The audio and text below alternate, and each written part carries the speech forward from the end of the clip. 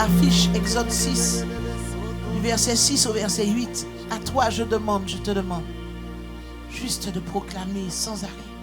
Je prépare mon départ. Je prépare mon départ. Proclame, je prépare mon départ. Je prépare mon départ. Je prépare mon départ.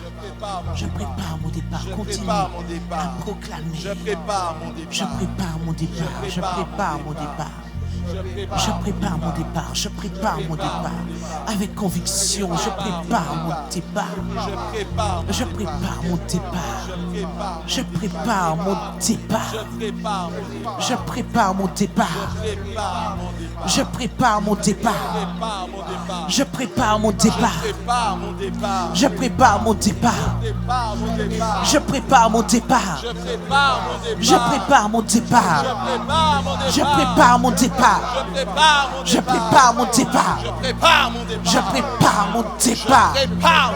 Je prépare mon départ. Je prépare mon départ. Je prépare mon départ.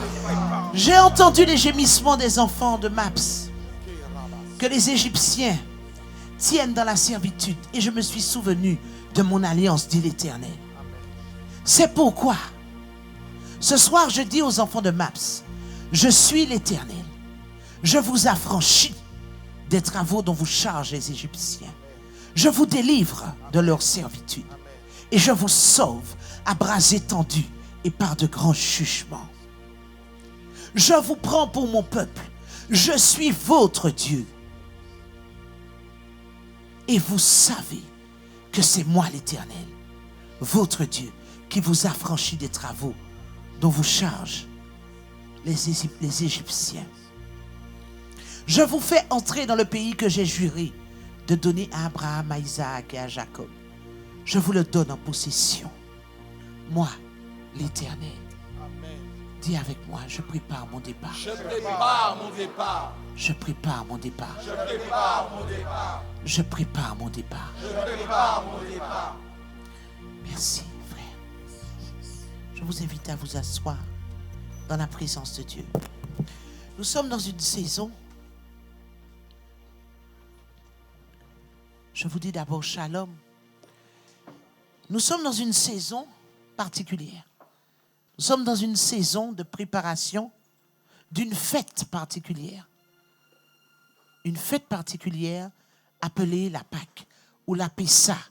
P-E-2-S-A-H. Pour ceux qui nous rejoignent depuis cette année. Nous sommes dans une saison de préparation d'une fête particulière, d'une célébration particulière appelée la Pâque, la Pessa. La Pessa de l'Éternel. La Pâque de l'Éternel. Cette Pâque est précédée d'une déclaration solennelle, dite par l'Éternel. C'est pourquoi dis aux enfants de Maps. Pourquoi je dis aux enfants de Maps? Quelqu'un me dit, mais pourquoi tu transformes la Bible? Prenez avec moi Romains 11 à partir du verset 16 jusqu'au verset 18. Romains 11, verset 16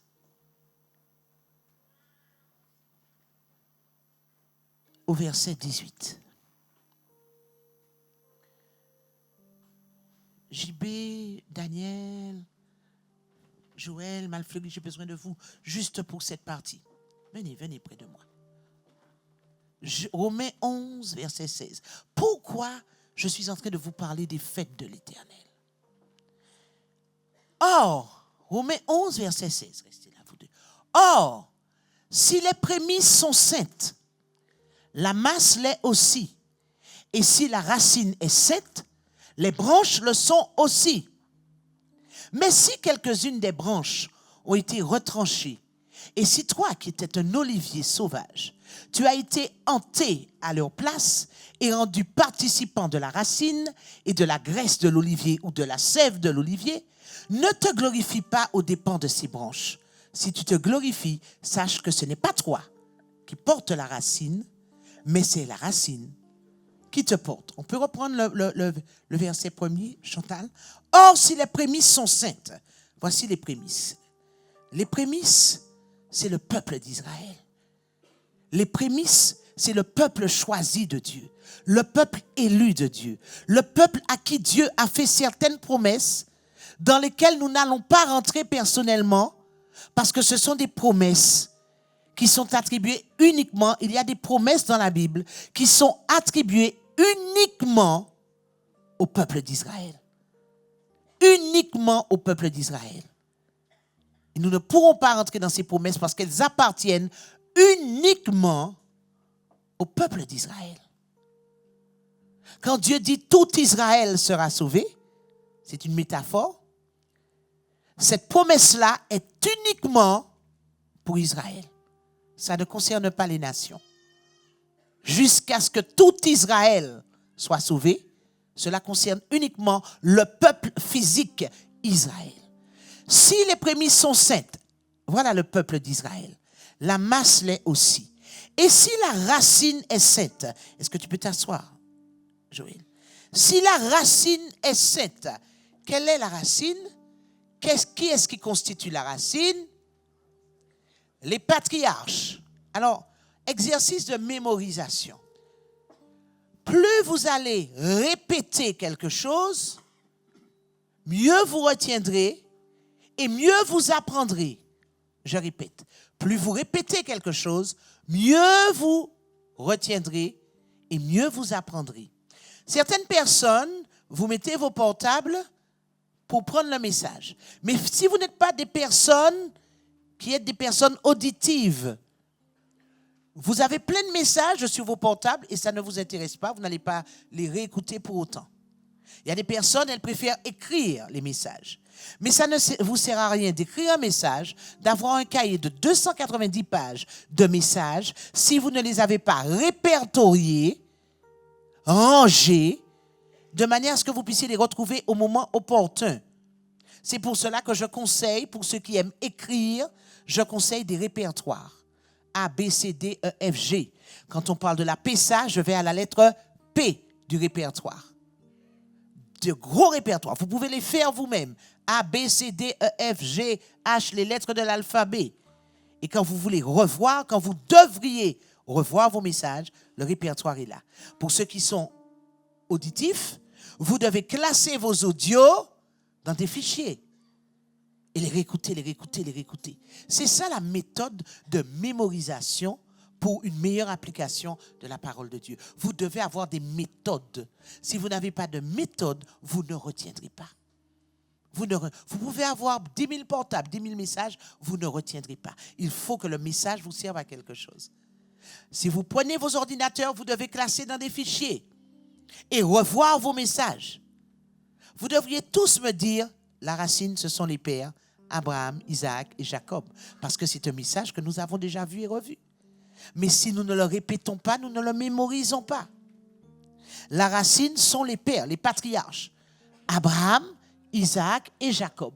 Or, si les prémices sont 7, les prémices sont les pères, la racine, Abraham, Isaac et Jacob, la masse l'est aussi. La masse, ce sont les Juifs dans leur globalité. Et si la racine est 7, les branches le sont aussi. On continue. Mais si quelques-unes des branches ont été retranchées, ça veut dire coupées. Quelques-unes des branches ont été coupées. On parle toujours du peuple d'Israël. Quelques-unes des branches ont été coupées. Quelles sont les branches qui ont été coupées? Ceux qui n'ont pas cru en Jésus comme étant le Sauveur, mais une autre partie aussi des Juifs, les pharisiens. Les pharisiens qui sont le groupe des pharisiens, ils ont été hantés. Hantés, ça veut dire coupés. On continue le verset. Si quelques-unes des branches ont été retranchées, et si toi, qui étais un olivier sauvage, Pasteur Olivier, tu peux venir? L'olivier sauvage représente qui? Evelyne, Muriel, Didier, Yasmine, nous appeler les nations. Mon frère François, les nations, Sandrine, c'est nous. Si toi qui étais un olivier sauvage, ça veut dire que tu n'avais pas de maître. Dieu n'était pas ton Dieu. Il était le Dieu de son peuple d'Israël. Mais quand les pharisiens et certains ont été couper, qu'est-ce que Dieu fait? Dieu va te greffer. Sur quoi? Sur l'arbre qu'est Israël. Donc nous qui étions avant des païens, nous avons été greffés à qui? À la racine qui est Israël. C'est pour ça que dans cette église, notre credo de foi, dans notre credo de foi, nous croyons que le peuple élu de Dieu est Israël et que nous sommes greffés à ce peuple élu. Donc, nous sommes en train donc de dénoncer la théologie du remplacement. Beaucoup d'églises disent aujourd'hui, Dieu s'est détourné d'Israël parce qu'ils l'ont crucifié, ils ont crucifié Jésus, et c'est nous que Dieu a choisi. C'est faux et archi faux. C'est faux et archi faux. La racine reste Israël, et nous sommes rendus quoi? Participants. Nous sommes à côté d'eux. Participants de quoi? De la racine. Donc la racine, c'est quoi? Les patriarches. Donc quand il dit nous sommes rendus participants de la racine, nous sommes rendus participants des promesses qui ont été faites aux patriarches. C'est ce qu'il est en train de dire. Et de la graisse de l'olivier. C'est quoi la graisse de l'olivier? La sève, et c'est qui? Jésus manifesté par son esprit, son Saint-Esprit. Donc nous sommes rendus participants de la racine, c'est-à-dire des promesses faites aux patriarches et de l'héritage de Jésus. Mais cela ne se fait qu'en Israël. Qu'en étant greffé à Israël. Et par excellence, greffé aux Juifs qui s'appellent Yeshua. Greffé aux Juifs qui s'appellent Yeshua. Bon, écoutez. Quand la racine ou l'olivier franc, Israël, toi tu es greffé. Tu es greffé, hein? Tu sais ce que c'est qu'une greffe. Quand le corps qui porte la greffe décide d'aller au nord, qu'est-ce qui se passe? La greffe suit. Est-ce que la greffe peut dire je vais au sud? Elle est attachée au corps. Le corps n'est pas attaché à la greffe, c'est la greffe qui est attachée au corps. C'est pour ça que quand une greffe ne prend pas, le corps fait quoi? Rejette. Le corps rejette. N'oubliez jamais que nous sommes greffés et que c'est le corps qui décide. C'est pour cela qu'Israël est l'écran, le grand écran aujourd'hui de l'épouse de l'Église et du monde. La parole qui a été donnée à Israël dans l'Ancien Testament, nous devons la comprendre si nous voulons marcher comme le corps marche. Je reprends. La parole, les promesses, les ordonnances qui ont été données à Israël, nous devons les comprendre. Nous devons en saisir la révélation si nous voulons bénéficier des promesses qui ont été faites à Israël. Parce que les promesses ont été faites d'abord à Israël. Et nous, par transfert, nous bénéficions des promesses. Par greffe, nous bénéficions des promesses. Mais les promesses ont été faites d'abord à Israël. Ne l'oubliez jamais. C'est pour cela que je vous demande de respecter les Juifs, quels qu'ils soient. Respectez les Juifs, qu'ils soient messianiques ou non, qu'ils croient au Messie ou non, respectez les Juifs, parce que c'est le peuple choisi de Dieu. Il ne te demande pas de juger de ceux qu'il ne t'appartient pas de juger. Ce qu'il dit, c'est que son peuple, c'est son peuple choisi. Quand il dit « je t'ai gravé dans le creux de mes mains », à qui il s'adresse? Dans quel passage on trouve ça? Dans Ésaïe, est-ce que les nations existaient déjà? Non. Donc à qui il s'adresse quand il dit « je t'ai gravé dans le creux de mes mains » ? Et pourtant, nous répétons souvent « je suis gravé dans le creux des mains de mon Dieu ». Laisse-moi te dire une vérité. Si tu ne crois pas et tu ne respectes pas et tu n'honores pas Israël, tu n'es pas gravé dans quoi que ce soit. C'est seulement ceux qui sont greffés à Israël qui peuvent bénéficier de toutes les promesses qui ont été faites à Israël. Quand Dieu dit tu seras la tête et non la queue, à qui il s'adresse? À Israël. Tu n'existais pas encore en tant que peuple de Dieu greffé à Israël. Donc si tu ne respectes pas ce peuple, tu n'es pas la tête, tu n'es pas la queue. Tu es plutôt la queue. La queue de la queue. Est-ce que vous avez des questions là-dessus? D'accord, merci, mes frères juifs. J'ai voulu faire cette introduction pour vous expliquer pourquoi nous sommes en train de préparer la fête de Pessah. Qu'est-ce que la Bible dit concernant la fête de Pessah?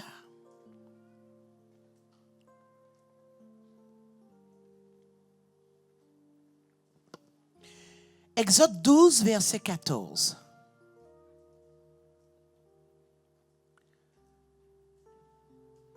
Vous conserverez le souvenir de ce jour et vous le célébrerez par une fête en l'honneur de l'Éternel. Vous le célébrerez comme une loi perpétuelle pour vos descendants. Vous le célébrerez. Vous célébrerez ce jour. Vous en ferez une célébration. Vous en ferez un jour solennel. Vous en ferez un jour à part. Vous en ferez un jour officiel. Vous en ferez un jour extraordinaire, exceptionnel. C'est ce qu'il est en train de dire. Mais de quel jour parle-t-il? De quel jour parle-t-il?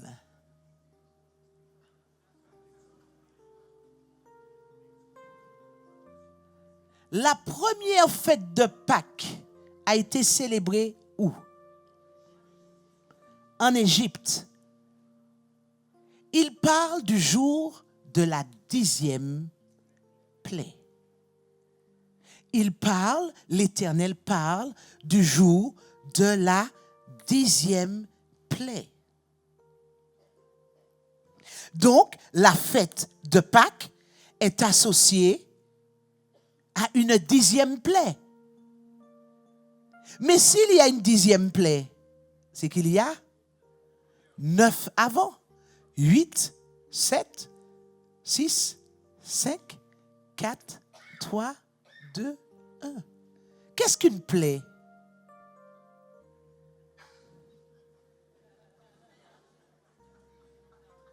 Qu'est-ce qu'une plaie?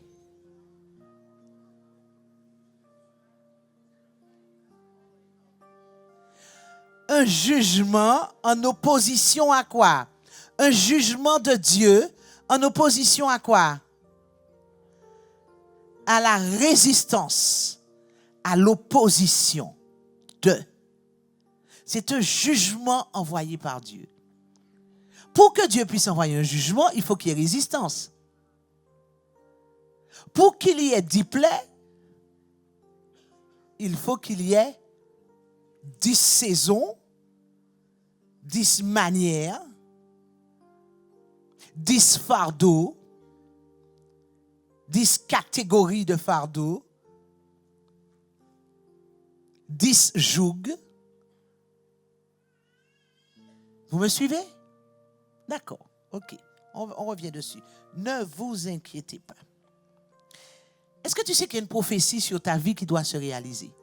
Chacun et chacune d'entre nous, nous avons une prophétie que Dieu a mise sur nos vies et elle doit se réaliser exactement comme pour le peuple d'Israël. Prenez avec moi Genèse 15, verset 13. Jusqu'au verset 14. Genèse 15, verset 13 et 14.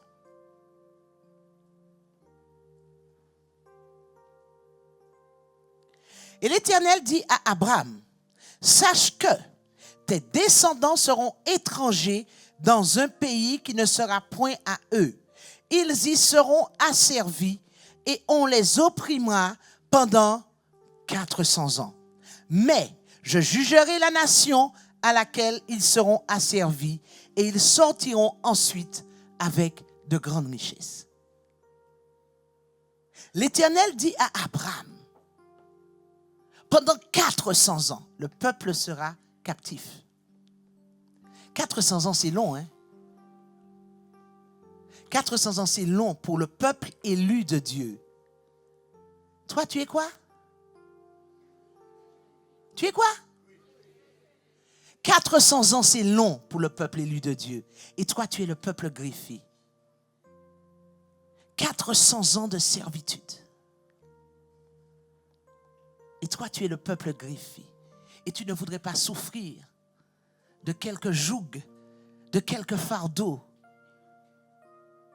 de quelques tribulations. Je ne comprends pas. Je ne comprends pas. Tu es le peuple greffé. Mais Dieu dit, il y a un jour où je les ferai sortir. Il y a un jour où je les ferai sortir. Donc il y a un jour où l'Éternel te fera sortir. S'il y a un jour où l'Éternel les fera sortir, il y a un jour où l'Éternel te fera sortir. Alors quelqu'un me dit, mais non, mais je suis sauvé, je suis déjà sorti. D'accord, tu es déjà sorti. Alors explique-moi, pourquoi tu es encore à combattre certains démons qui ne veulent pas lâcher prise dans tes rêves, dans tes habitudes. Ils ne veulent pas. Dans la maladie, dans la stérilité, ils ne veulent pas. Si tu es déjà totalement délivré. D'où l'importance de la commémoration de la fête. Dieu dit, vous célébrerez cette fête chaque année. Vous célébrerez cette fête chaque année. Voici les fêtes de l'Éternel. Prenez avec moi Lévitique 23, verset 4. Voici les fêtes de l'Éternel, les saintes convocations que vous publierez à leur temps fixé. Le premier mois, le 14e jour du mois, entre les deux soirs, ce sera la Pâque de l'Éternel. Le premier mois, voici les saintes convocations de l'Éternel. Le premier mois. Le premier mois est lequel des mois? Est-ce que c'est le mois de janvier? Pourquoi ce n'est pas le mois de janvier? Parce que le mois de janvier est arrivé environ au 16e siècle, avec le 16e à peu près, Antoine, avec le calendrier grégorien, qui est un calendrier solaire. Mais à l'époque, ils avaient un calendrier lunaire. Donc, quand le Seigneur parle du premier mois, c'est le mois de Nissan, N-I-2-S-A-N, Nissan. Et le premier mois de Nissan se situe en général entre mars et avril du calendrier grégorien. Donc, le premier mois biblique, spirituel, est le mois de mars-avril. Laissez-moi vous expliquer une chose. À ce mois est associée une fête. À ce mois est associée une fête de l'Éternel. C'est la fête de l'Éternel. Si vous connaissez bien l'Éternel, chaque fois qu'il y aura une fête pour laquelle le peuple est obligé de monter à Jérusalem, à ces fêtes-là sont associées obligatoirement des bénédictions. Des bénédictions. Tu attends la bénédiction au mois de janvier? Elle n'a rien de comparable à la bénédiction du mois de la Pessa. Elle n'a rien de comparable. Elle n'a rien de comparable. Le premier mois de l'année spirituelle pour Dieu, pour l'Éternel, est le mois de mars-avril, le mois de Nissan, selon le calendrier lunaire. Le mois de Nissan, mars-avril. Et c'est ce mois-là qui est pour nous très important. Et je vais vous démontrer pourquoi ce mois est pour nous très important. Prenez avec moi Exode 6, versets 6 à 8. Exode 6, versets 6 à 8.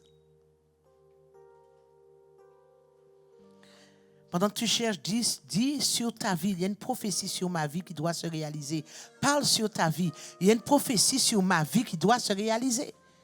Il y a une prophétie sur ma vie qui doit se réaliser.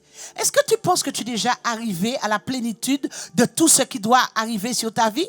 Mais on n'est même pas au 10e. Vous savez pourquoi? Parce que c'est maintenant que nos yeux commencent à s'ouvrir à la révélation de la parole.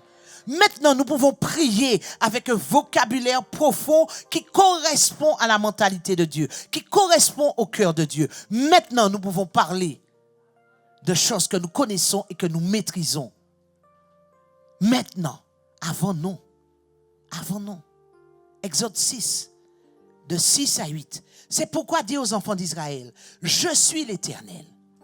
Je vous affranchirai des travaux dont vous chargent les Égyptiens. Première coupe. On va passer très rapidement dessus parce que je vous expliquerai ça dimanche. Première coupe. Ensuite, je vous délivrerai de leur servitude. Deuxième coupe de vin que nous allons boire. Et je vous sauverai à bras étendus et par de grands jugements. Troisième coupe, je vous affranchis, je vous délivre et je vous sauve. On ne va pas rentrer dans les détails, c'est pour dimanche. Je vous prendrai pour mon peuple et je serai votre Dieu. Dites-moi une chose. La fête de Pessah, donc c'est une fête, on a vu, qui est d'abord la fête de l'Éternel. Ensuite, c'est une fête au travers de laquelle, par rapport à ce que vous venez de lire, de délivrance, de sortie de quelque chose. Je vous délivre, je vous affranchis, je vous libère. Alors on nous a souvent dit que la fête de la Pâque, c'était la résurrection de Christ. Non. Non. Quand vous voyez un mot dans la Bible, essayez toujours de trouver le verset dans lequel ce mot a été employé pour la première fois. C'est la racine même du mot. Le verset où le mot a été employé pour la première fois, c'est ce verset-là qui vous expliquera ce que Christ est venu accomplir. Christ a accompli la Pâque. Christ est devenu lui-même la Pâque. Mais nous ne pouvons pas comprendre la Pâque de Christ si nous n'avons pas compris la Pâque de l'Ancien Testament. La première Pâque a été célébrée en Égypte. La première Pâque a été célébrée en Égypte. La Pâque, c'est la libération. Sortir de. Je vous affranchirai, je vous libérerai, je vous délivrerai. Sortir de. Sortir de. Quelqu'un dit, je me prépare à partir. Est-ce que vous voyez la différence entre Dieu brise les esprits méchants par le sang de Christ et le fait de sortir de? Quelle est la différence?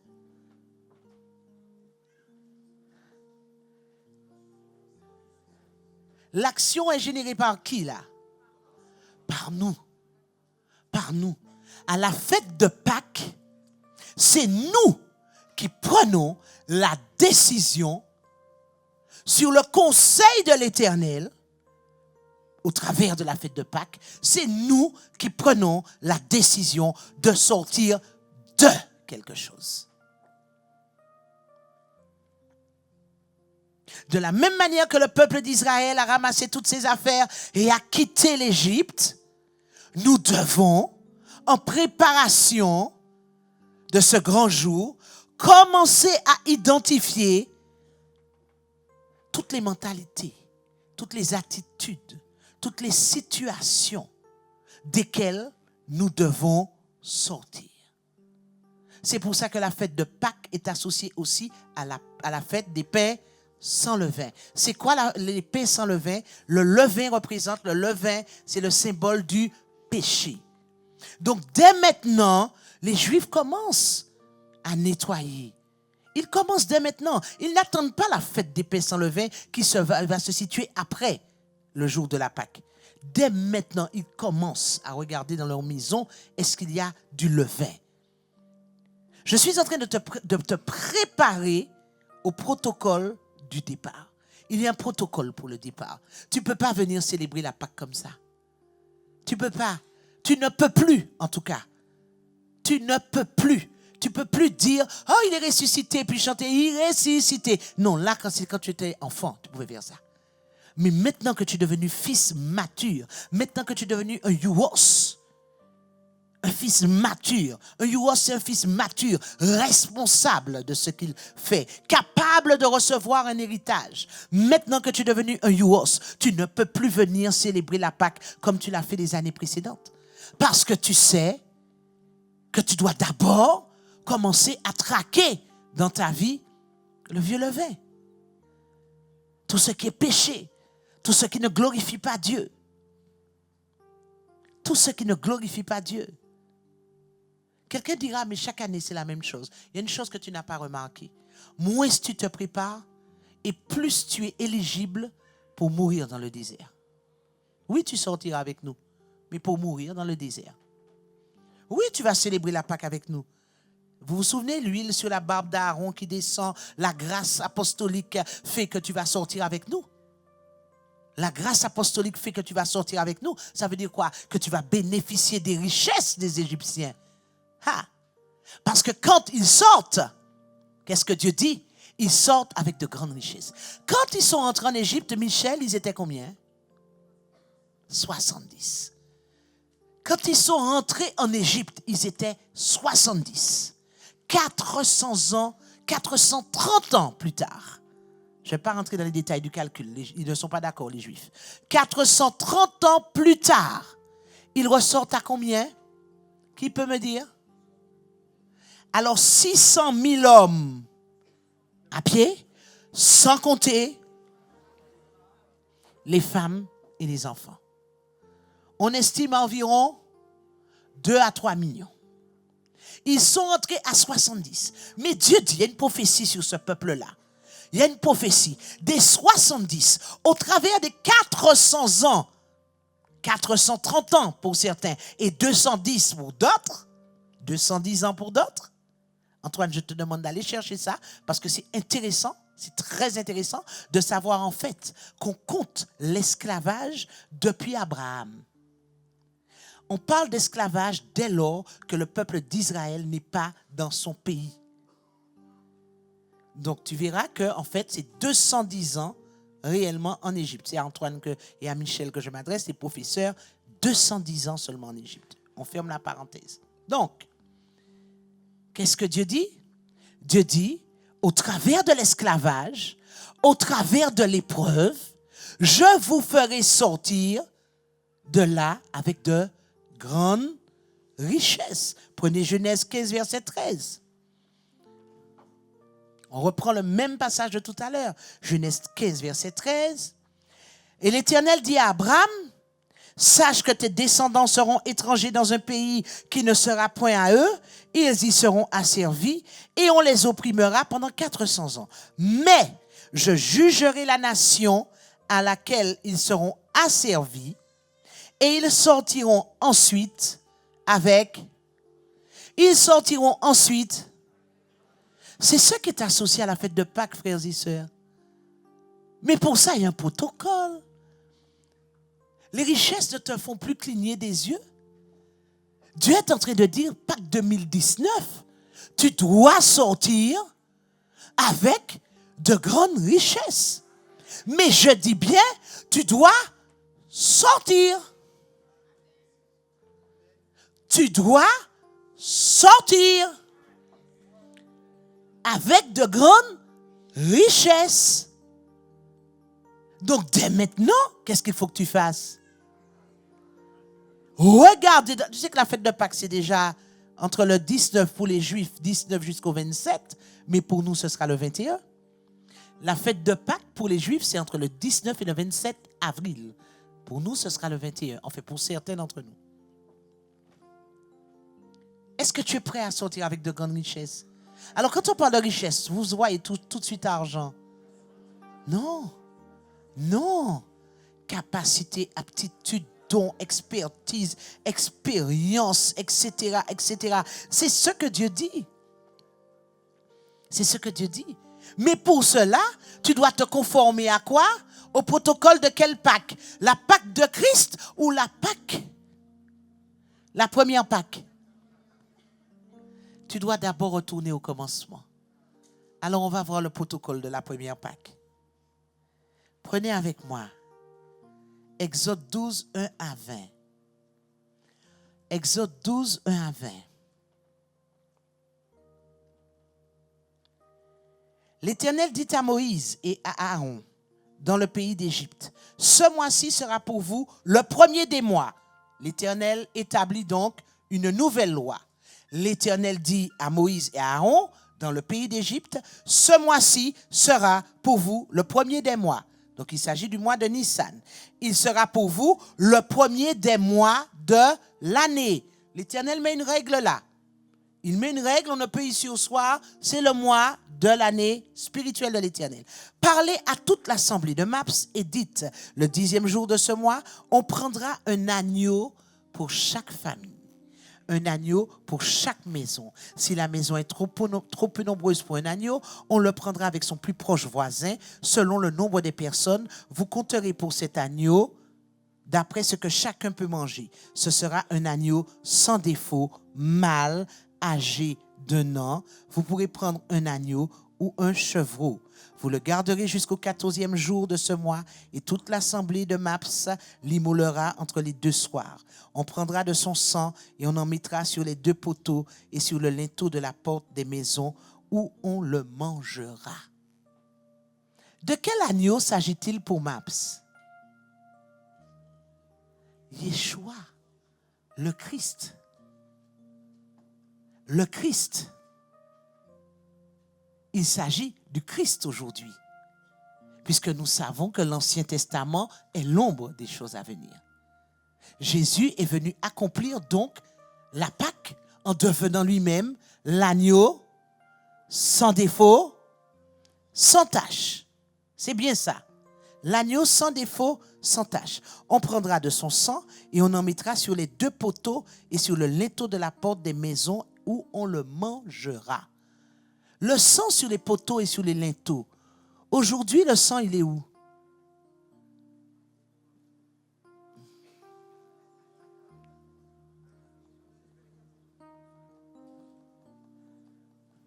D'accord. C'est pas faux. Il est sur le tabernacle céleste. Mais le tabernacle céleste est la réplique de quel tabernacle? Je reprends. Le sang, Christ est monté avec son sang, il a aspergé le tabernacle céleste. Le tabernacle céleste est la réplique de quel tabernacle aujourd'hui? 3, qui est le temple du Saint-Esprit. Donc, où se trouve le sang? Sur les linteaux de ton cœur, sur les linteaux de ton corps tout entier, sur les linteaux de ce que tu es. Le sang, là, symbolise quoi? Quand il dit vous mettrez le sang sur les linteaux et les fenêtres, parce qu'il dit quoi? Parce que quand l'ange va passer, l'ange de la mort va passer, il passera par-dessus. Donc, la Pâque symbolise la protection du par-dessus. La Pâque symbolise la protection du par-dessus. Mais alors pourquoi certains démons résistent?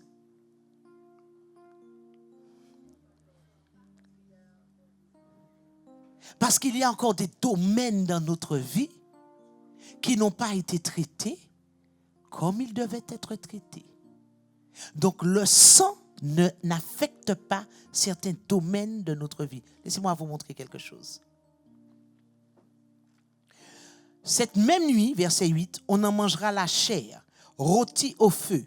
On la mangera avec des pains sans levain et des herbes amères. On mangera la chair rôtie au feu. Rôtie au feu, ça veut dire quoi? Griller, brûler, griller. Qu'est-ce qui grillait dans l'ancien temple? On offrait quoi? Pas des sacrifices, des holocaustes. Il y a une différence entre un holocauste et un sacrifice. Un holocauste, c'est quand on s'offre entièrement,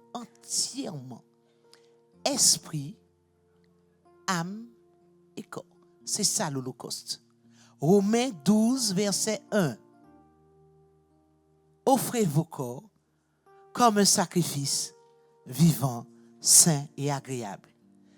L'autel des holocaustes recevait les holocaustes du peuple. Laissez-moi vous montrer comment ça se passait. Il y avait un agneau ou un mouton ou un bœuf, selon ce que la personne pouvait donner.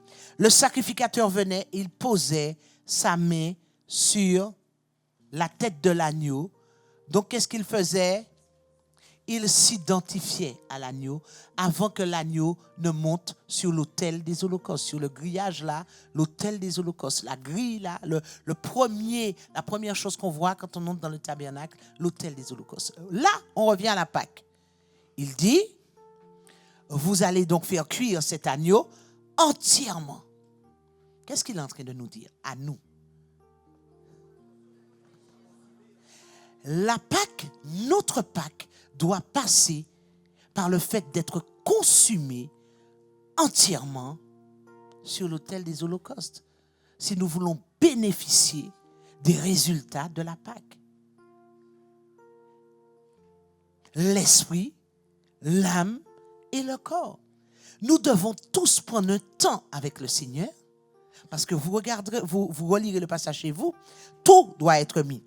Il sera rôti au feu avec la tête, les jambes et l'intérieur. La tête, les jambes et l'intérieur. Il y a des symboles ici. Vous n'en laisserez rien jusqu'au matin et s'il en reste quelque chose le matin, vous le brûlerez au feu. Dieu veut qu'avant la Pâque, que pendant la Pâque, pendant cette Pâque, nous puissions nous offrir comme des holocaustes. C'est différent qu'une offrande.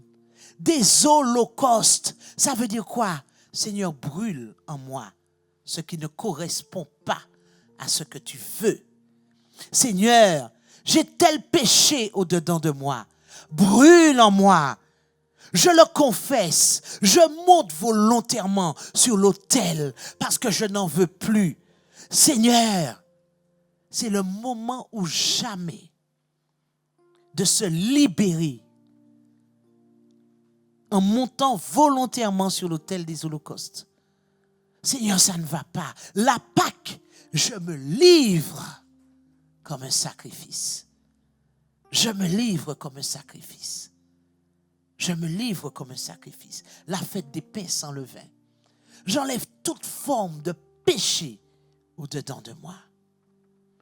Dans ma maison, les objets interdits, ce que je n'arrive pas encore à libérer, à relâcher, des anciennes photos, des anciennes reliques, des défunts qu'on conserve, les photos des défunts qu'on conserve sur les réfrigérateurs, sur les buffets, sur les murs. C'est ma mère, je n'arrive pas encore à m'en séparer. Tout ça doit disparaître. Ce sont des objets interdits. Ce sont des objets interdits. Les ustensiles de ton baptême catholique. C'est la cuillère de mon baptême. Je reprends ces choses parce qu'il y a toujours des nouveaux parmi nous. Les reliques de ton baptême catholique, c'est une abomination devant Dieu. Ton ancien costume de carnaval quand tu étais petite, parce que tu aimes ce costume, je l'ai gardé en souvenir. Non, c'est un objet interdit chez toi. C'est un objet interdit chez toi. Tu es marié aujourd'hui, mais tu as conservé les cadeaux de ton ex-copain. Il y en a même qui sont encore sur le forfait de leur ex-petite amie, ex-femme, ex. C'est un interdit. Et tu trouves bizarre que ton couple ne fonctionne pas.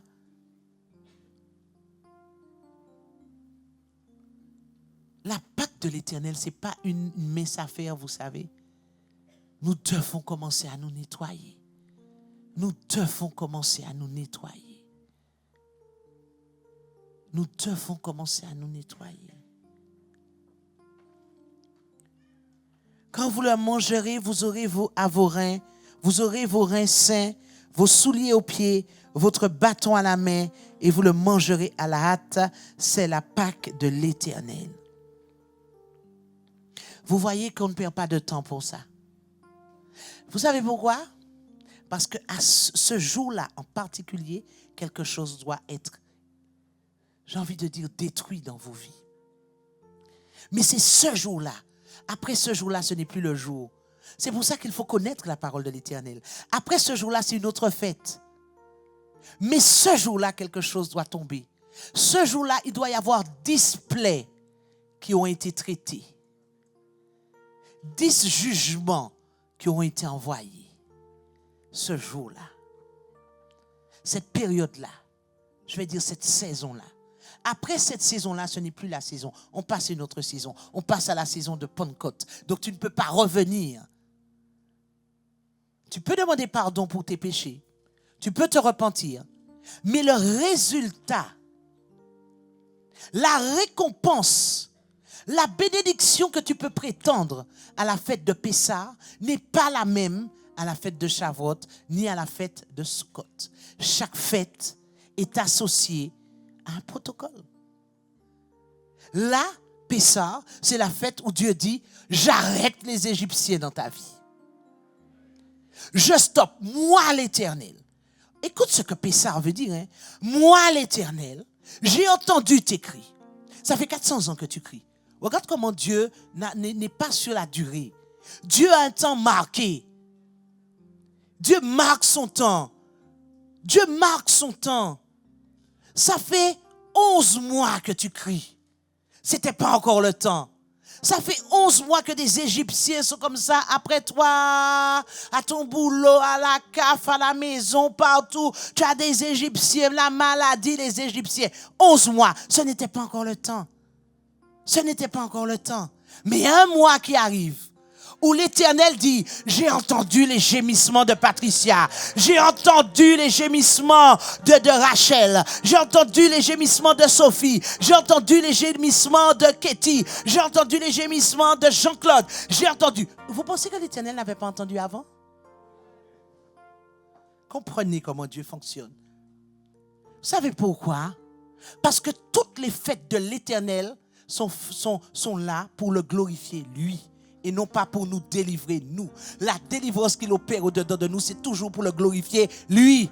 Alors il te dit, non, tu peux encore souffrir parce que j'ai besoin de faire éclater ma gloire, c'est pas encore l'heure. Souffre encore un peu, s'il te plaît. Toutes les fêtes de l'Éternel sont là pour le glorifier, lui. Chaque fête manifeste un caractère de Dieu. Chaque fête manifeste la puissance de Dieu de manière particulière. Donc il dit, non, c'est pas encore ton temps, puisque c'est moi qui dois être glorifié. C'est pas toi. À quoi ça me sert de te délivrer maintenant? Non, c'est à la fête là, c'est à la saison là que je vais commencer à te délivrer. Pourquoi? Parce que je veux que l'Égypte entière et que les nations d'alentour reconnaissent que je suis Dieu et qu'il n'y en a pas d'autre que moi. C'est ça qu'il est en train de faire. Quoi? Attends, il te délivre là maintenant et puis personne ne sait rien. À quoi ça lui sert? Oui, tu es content de te délivrer, ça va, il n'y a plus de démons. Mais s'il permet la souffrance, s'il permet la servitude, il est en train de te dire, tu es l'objet de ma gloire. Tu vois ta souffrance là, Lucie, c'est l'objet de ma gloire. C'est cette souffrance-là qui va déclencher ma gloire au temps marqué. Tu souffres dans ton corps, mais c'est ça qui va déclencher ma gloire quand tu viendras témoigner. Vous comprenez pourquoi Suzanne c'était pas avant, c'était maintenant. C'était pas avant, c'était maintenant. Parce que vous savez pourquoi? Là, sa famille sait. On n'avait pas encore le site web. Là, le site web sait. Ça veut dire que des millions de personnes peuvent être touchées par ce témoignage de Pessah. Chaque fête de l'Éternel, c'est pour le glorifier, lui. Mais pas pour te soulager, toi. Arrête de pleurer. Je te dis une vérité là ce soir. Hein. Chaque fête de l'Éternel, c'est pour le glorifier, lui, et non pas te soulager, toi.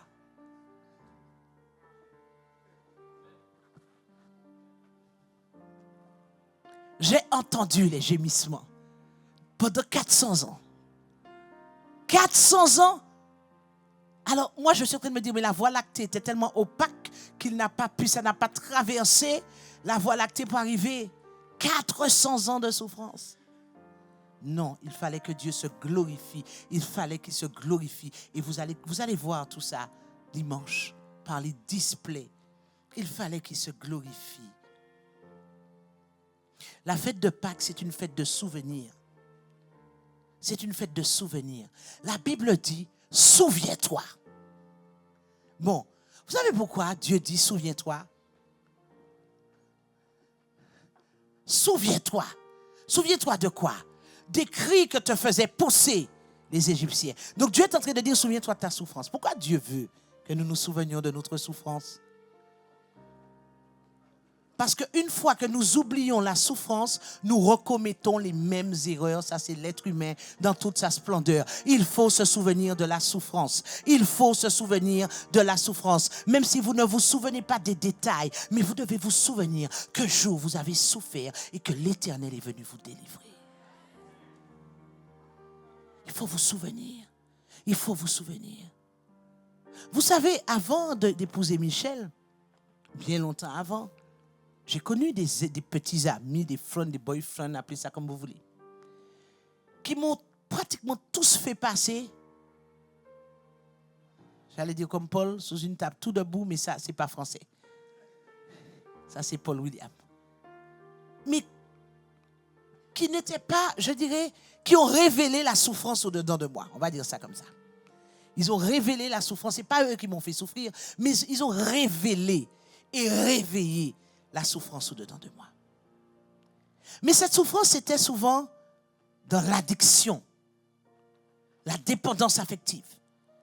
Tu m'aimes, moi aussi, je t'aime, donc ne me quitte pas. Je serai pour toi l'ombre de ta main, l'ombre de ton chien.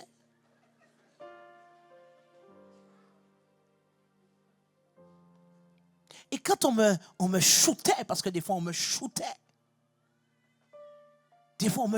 et j'étais quand même, je serai pour toi l'ombre de ta main, l'ombre de ton chien. Ne me quitte pas. Et je me souviens de la souffrance. Et quand Dieu m'a fait passer les étapes de Sukkot, de Pessah d'abord, sors de là. Pendant 18 ans, pendant 20 ans, pendant 22 ans, sors de là. Sors de là. Maintenant, passe au désert. Passe par le mont Sinaï. Accepte ma parole. Et après, tu pourras te réjouir de Sukkot. Et Sukkot est arrivé avec Michel. Après 52 ans, 51 ans, souffrance, Sukkot est arrivé avec Michel. Bon, si j'oublie, pas tes gestes mané encore. Mon quoi, l'année en l'autre bagaille des gestes mané. Balance souffrance dans tes red mado. Aïe, aïe, aïe. Golgotha, direct. Quand j'ai rencontré Michel, je me suis souvenu de Golgotha. Et je me suis fait une promesse. Je me suis dit, à cause de la souffrance, que je n'ai pas oublié des temps passés. J'ai appris de la souffrance des temps passés. J'ai compris ce qu'était une femme, ce que devrait être une femme aux côtés d'un homme. À cause de cela, je mets un point d'honneur à me comporter comme une échette raïle auprès de Michel. À cause de la souffrance, non pas à cause de l'amour que j'ai pour cet homme, mais à cause de la souffrance. Je refuse d'échouer, je refuse d'échouer, je refuse d'échouer à cause de la souffrance. Je n'oublie aucune de mes souffrances. C'est pour cela que je ne me détourne ni à gauche, ni à droite de la parole qui est la vérité. Parce que j'ai appris qu'en me détournant de la parole de la vérité, je vais souffrir.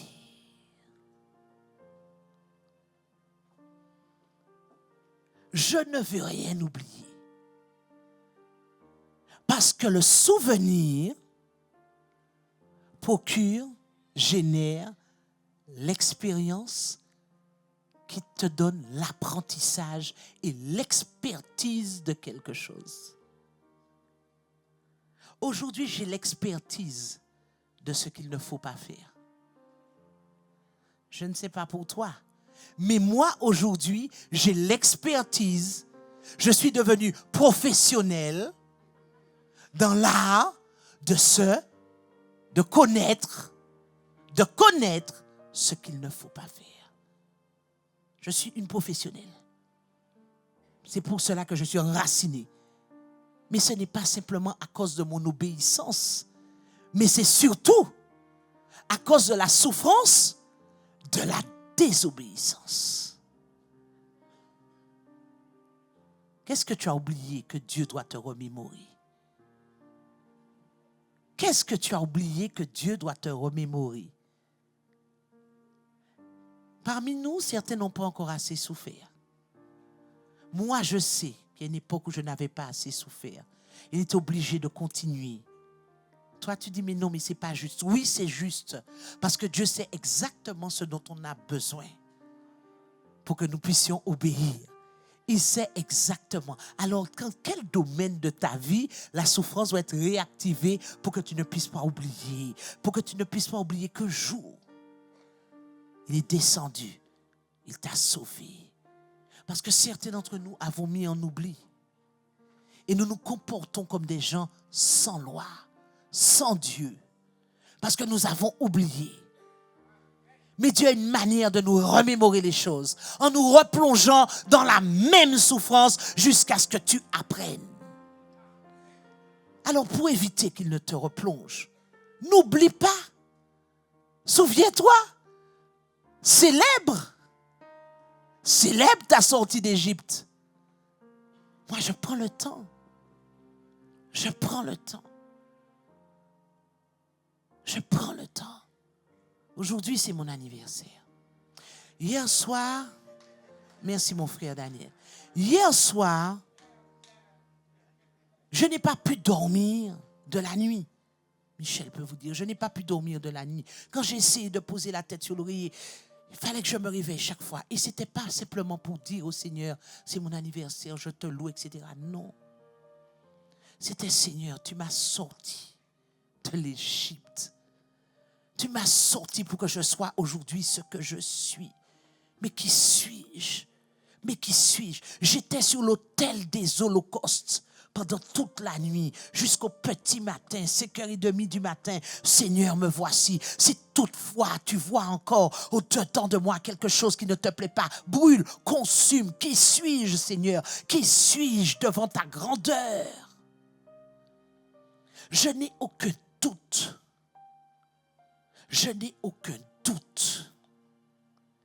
Que l'ange de l'Éternel est passé sur ma maison et que des Égyptiens sont en train d'apporter dans ma maison des trésors extraordinaires.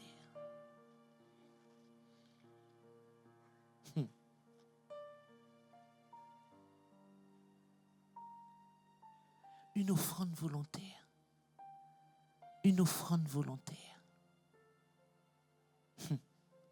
J'ai un témoignage à vous donner, je vous le donnerai bientôt, très bientôt. Une offrande volontaire. Dieu ordonne aux Égyptiens d'apporter dans vos maisons leur richesse. Il ordonne. Peu importe d'où ça sort. Mais il ordonne aux Égyptiens. Peu importe d'où ça sort. Mais souvent, nous ne sommes pas prêts. Parce que nous ne sommes pas organisés. Nous ne sommes pas ordonnés. Nous ne sommes pas organisés. Mais il ordonne.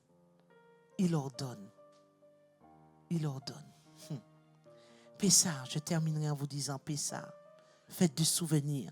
Je me souviens, donc j'apprends. Je veux me souvenir. Est-ce que tu veux te souvenir avec moi de quelque chose? Est-ce que tu veux te souvenir de ce que tu étais et comment il t'a porté, comment il t'a délivré à bras étendus et comment aujourd'hui tu as tendance à revenir en Égypte? Il y en a qui sont revenus en Égypte, mais tu dois te souvenir avant qu'il ne te frappe. Parce qu'il est un Dieu juste.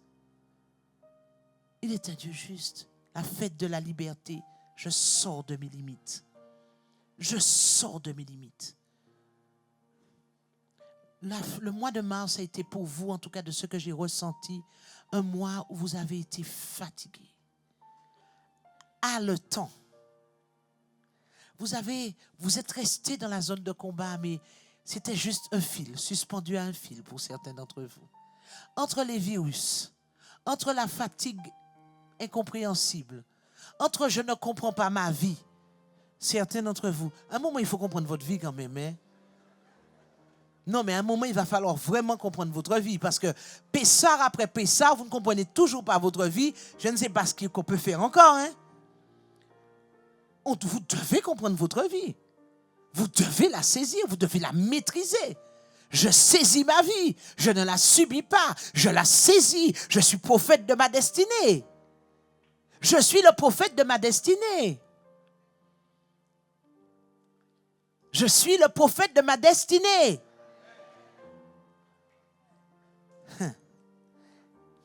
Pessah, c'est la célébration de la naissance du peuple juif. C'est à la fête de Pâques que le peuple juif est devenu « Je vous prendrai pour mon peuple ». Donc Dieu veut renouveler une alliance avec toi. Pessah, on est juste à la fête de Pâques. Renouvellement d'alliance. Sortie de tes limites. Fête de ta liberté. Fête du souvenir. Et enfin, le nom de Pessah provient de la dernière plaie d'Égypte. Dieu passa au-dessus des maisons des Juifs. Dieu veut passer au-dessus de ta maison, mais pour aller frapper tes ennemis. C'est ce qu'il veut faire à Pessah. C'est ce qui est écrit dans la parole. Dieu veut frapper. Dieu veut frapper. Je ne sais pas comment il va faire. Je ne sais pas si c'est pour les détruire ou juste pour leur faire peur ou juste pour leur dire « Je suis Dieu ». Mais Dieu veut frapper à Pessah. Parce que Pessah vient de la 10e plaie. Dieu passa au-dessus de la maison pour frapper quoi? Le premier-né de tous les Égyptiens. Il y a un premier-né qui n'a pas été frappé. C'est lequel? C'est Pharaon. C'est Pharaon. Parce que sur le trône, il y a toujours un premier-né. Mais Pharaon n'est pas mort. Son premier-né est mort, mais lui, il n'est pas mort. Parce que là encore, Dieu voulait faire éclater sa gloire devant les yeux de Pharaon. Tout ce que Dieu fait a un but, mais pas simplement pour toi. Pour lui, je veux faire éclater ma gloire. Toi, Pharaon, je te garde. Tant pis s'il tremble. Tant pis si mes enfants tremblent. Mais je vais te montrer quelque chose, Pharaon. Et nous, là, les enfants, on dit, mais Seigneur, celui-là, pourquoi, Seigneur, celui-là, c'est le plus gros. Tu ne l'as pas détruit. C'est le plus gros dans ma vie, Seigneur. C'est lui qui m'embête le plus, Seigneur. C'est cette maladie-là que je combats depuis 400 ans. Tu détruis tous les petits, là, à côté. Et puis le plus gros, tu le laisses là, Seigneur. Et puis il y a une montagne devant moi. Voilà que les médecins disent, il n'y a plus d'espoir pour moi. Alors, la radio est devant moi, il n'y a plus d'espoir. Et puis Pharaon est derrière moi. Tu n'as pas détruit celui-là. Dieu dit, cool, Raoul. Dieu dit, cool, Raoul. Cette maladie-là, ce problème-là, c'est pour faire exploser ma gloire. Parce qu'il faut que le chef, que les dominations, que les principautés, que les autorités sachent que je suis dans ta vie et qu'ils n'ont pas intérêt à nouveau à revenir pour te toucher ou pour même essayer de te toucher. Parce que je te sauverai à bras étendus et avec de grands jugements. Il y a des petits jugements, il y a ce qu'on n'appelle pas de jugement du tout, et puis il y a de grands jugements. Moi, j'attends le grand jugement. La messe doit être dite avec de grands jugements. Alors dis Seigneur, ok, j'attends la Pessah. Il y a quelque chose qui doit se passer pour toi, Pessah. Il y a quelque chose qui doit passer. Il y a un ange qui doit passer sur ta maison. Mais pour ça, il faut que tu te prépares. Commence à regarder s'il n'y a pas de vieux levé. Commence à regarder s'il n'y a pas un petit ami là qui ne devrait pas être petit ami, mais qui devrait être plutôt loin de toi. Regarde si tu n'as pas de l'alcool, de la cocaïne, du crack, je ne sais pas, dans ta maison qui seraient des objets interdits. Regarde si tu n'as pas you porn, je ne sais pas trop quoi. Regarde si tu n'as pas ça. C'est du vieux levé. Les gens qui ont ça, vous savez de quoi je parle. C'est du vieux levé. Dès que tu as porn, ce n'est pas popcorn.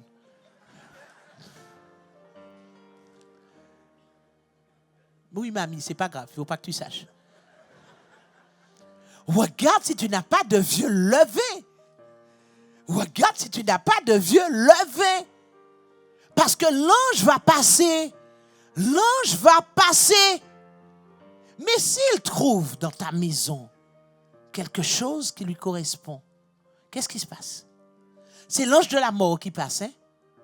S'il trouve dans ta maison quelque chose qui lui correspond, la colère, la haine, la jalousie, et tu ne t'es pas offert comme un sacrifice, s'il trouve ça dans ta maison, qu'est-ce qui se passe? Il s'arrête. Il s'arrête sur ta maison. Mais la grâce encore est sur toi. Et tu sais quelle grâce qui est sur toi? C'est même pas la grâce de Dieu. C'est la grâce apostolique qui est sur toi. Vous vous souvenez? L'huile qui coule sur la tête d'Aaron d'abord. Donc la tête d'Aaron. Ensuite la barbe d'Aaron. Et les vêtements d'Aaron. Et les vêtements d'Aaron. Tu as une grâce par substitution. Tu as une grâce par transfert. Surtout ceux qui sont membres de MAPS. Vous avez une grâce par transfert. La même grâce qui était sur Moïse. Seigneur, non, non, ne frappe pas ce peuple. Ne frappe pas ce peuple. Seigneur, bénis ce peuple. Même si certains d'entre vous, vous ne me supportez pas. C'est pas grave. Vous avez la grâce quand même. C'est ça qui est génial, hein? Mais ça se voit. Il y en a qui, mon Dieu, tout est sujet de controverse. Mais c'est moi qui ai le micro. Je t'ai toujours dit ça. Dieu sait ce qu'il fait. C'est pas grave si tu es fâché. C'est moi qui ai le micro. Et c'est moi qui te couvre. Et c'est moi qui te couvre par la grâce de Dieu. Par la grâce de Dieu. Par la grâce de Dieu. Alors il y en a qui sourient. Ils sont dans le péché en plein. Mais ils me regardent, mais c'est eux qui me regardent avec beaucoup plus de franchise. Ce n'est pas parce que je te couvre dans la grâce apostolique que la grâce n'a pas une date de préemption. C'est comme les petits pois. Ça dure longtemps, mais il y a quand même une date de préemption. Ça dure longtemps, mais il y a une date de préemption. Tu pêches, tu repêches, ton nom c'est péché. Tu es fier quand tu arrives à l'église, alors que tu es dans le péché. N'oublie pas la boîte de petits pois d'ossi. Même moi, avec tout l'amour que j'ai pour toi, à un moment, le Seigneur dira, assez, c'en est assez. Assez, c'en est assez. Et je ne parle pas de ceux qui combattent contre le péché, qui essaient de s'en sortir. Je parle des rebelles.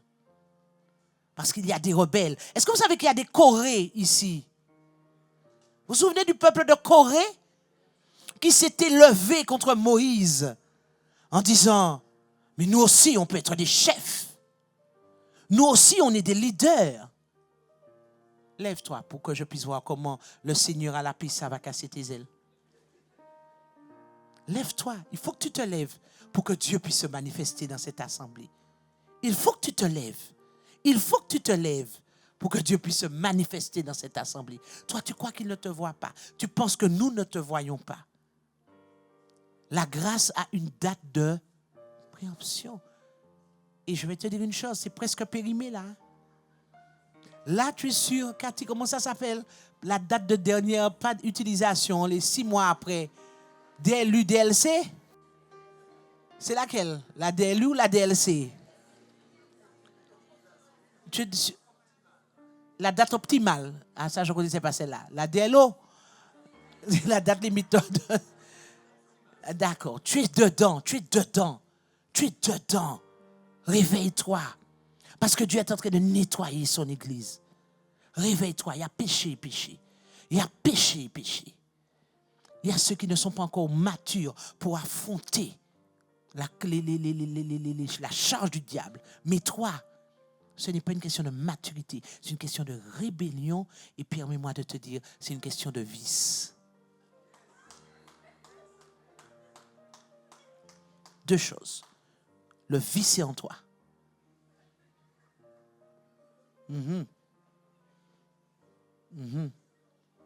Va déposer le vice sur l'autel des holocaustes.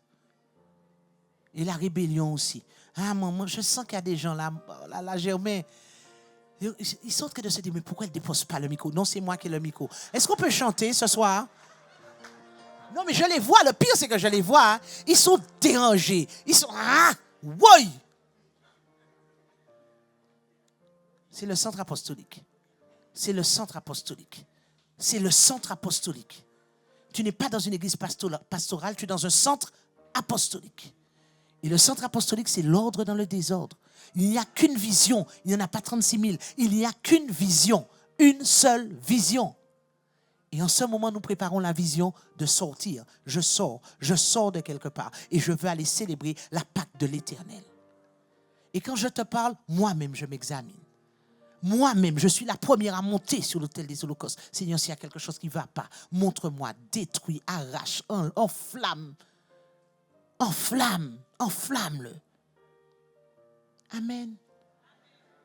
Je demande à tous ceux qui vont sortir avec moi, sortir de quelque part, pour aller où? Dans le désert, parce qu'on a encore des choses à apprendre dans le désert, de se lever. Mais tous les rebelles, s'il vous plaît, restez assis. Restez en Égypte et puis donnez-nous vos richesses. Voilà, c'est ce que la Bible dit. Les rebelles sont restés en Égypte et nous ont donné leurs richesses. Alors, s'il vous plaît, faites-nous un gros chèque, donnez-nous vos bracelets d'or, donnez-nous tout ce que vous pouvez nous donner, mais restez en Égypte. Restez en Égypte. Ce soir, Seigneur, nous nous préparons.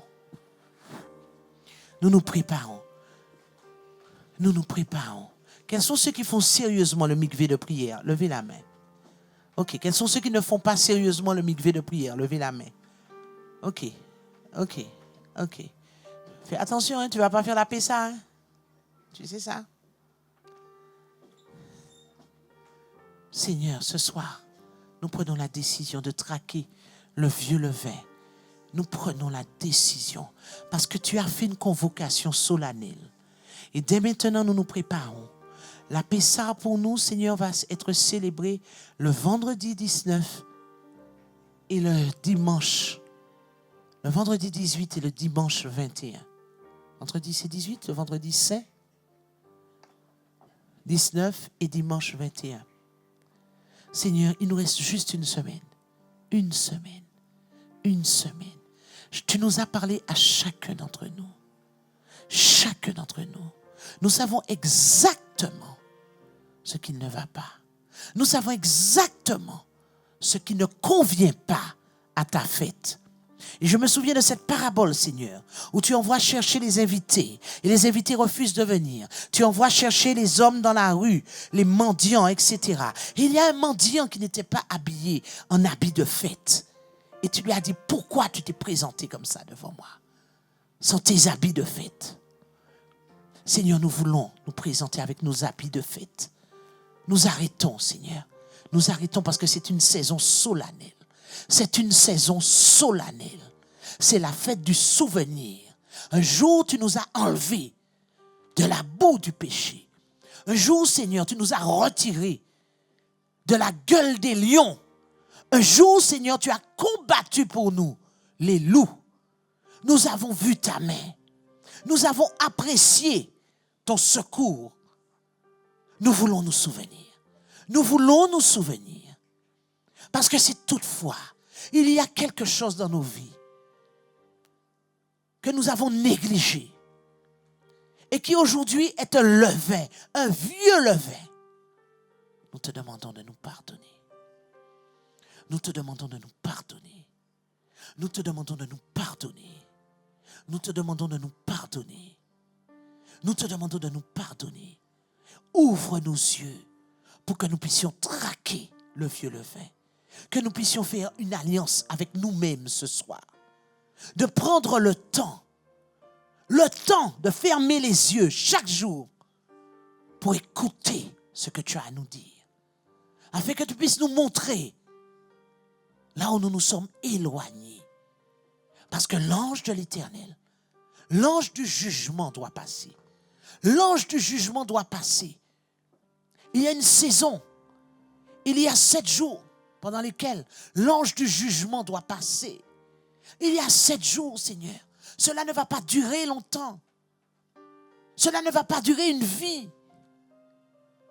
Donc sonde-nous. Entre au-dedans de nous. Éclaire-nous, esprit de vie, esprit de vérité. Nous ne voulons pas le rituel. Nous ne voulons pas l'habitude. Mais nous voulons le maintenant de Dieu. Nous voulons le maintenant de Dieu. Le vin nouveau, la parole qui libère, la parole qui éclaire, la parole qui transforme, la parole qui transforme. Parce que c'est la fête de l'Éternel. C'est la fête de l'Éternel. C'est la fête de l'Éternel. Quand nous organisons nos fêtes, Seigneur, il y a un protocole. Nous ne nous habillons pas n'importe comment. Nous ne mangeons pas n'importe quoi. Mais là, c'est ta fête à toi. Aussi, nous voulons nous organiser. Nous voulons nous préparer. Seigneur, nous voulons nous préparer pour cette fête. Nous prenons l'engagement de nous préparer pour cette fête. Que celui qui pêche arrête de pécher. Que celui qui est léger reprenne sa vie spirituelle en main. C'est la fête de l'Éternel. C'est la fête de l'Éternel. Que celui qui se plaint arrête de se plaindre. Que celui qui murmure arrête de murmurer. Que celui qui n'est jamais content arrête de n'être jamais content. Que celui qui est léger reprenne le zèle. Que celui qui doute reprenne la foi. Que celui qui manque de responsabilité, qui passe à côté de ses responsabilités, reprenne ses responsabilités. C'est la fête de l'Éternel. C'est la fête de l'Éternel. C'est la fête de l'Éternel.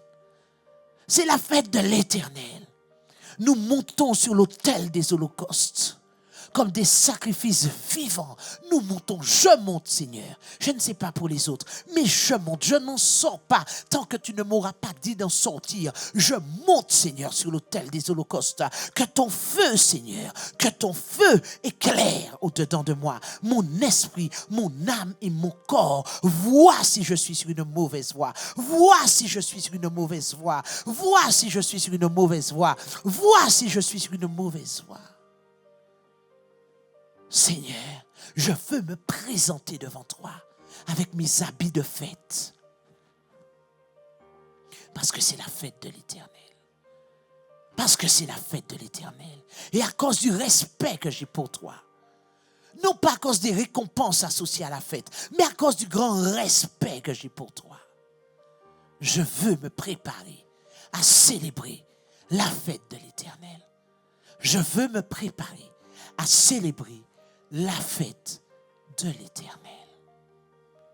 Accorde-moi la grâce, Seigneur, d'avoir l'esprit ouvert et vif pour entendre tes prescriptions, tes ordonnances, ton programme, ton planning. Accorde-moi la grâce d'avoir les oreilles ouvertes pendant cette saison. Que je ne sois pas dispersé dans mes pensées, mais que je sois focalisé sur la fête de l'Éternel. C'est ton temps, c'est ta saison, c'est ton cadeau. C'est ton cadeau. Tu veux te glorifier au milieu de mes ennemis. Me voici, utilise-moi. Utilise-moi parce que tu veux te glorifier au travers de mes ennemis. Pour glorifier ton nom, pas le mien, ton nom. Ton nom. Oui, Seigneur, je suis prêt à être utilisé par toi. Utilise-moi. Utilise-moi. Utilise-moi, Seigneur. Utilise-moi, Seigneur. Utilise-moi, Seigneur. Utilise-moi, Seigneur. Utilise-moi, Seigneur. Et c'est dans le nom de Yeshua, Mashiach, que je t'ai prié. Amen. Avant de quitter cette salle, frères et sœurs, pendant que l'annonceur arrive, avant de quitter cette salle, frères et sœurs, réconciliez-vous entre vous. Il y a du vieux levain à Maps. Réconciliez-vous entre vous.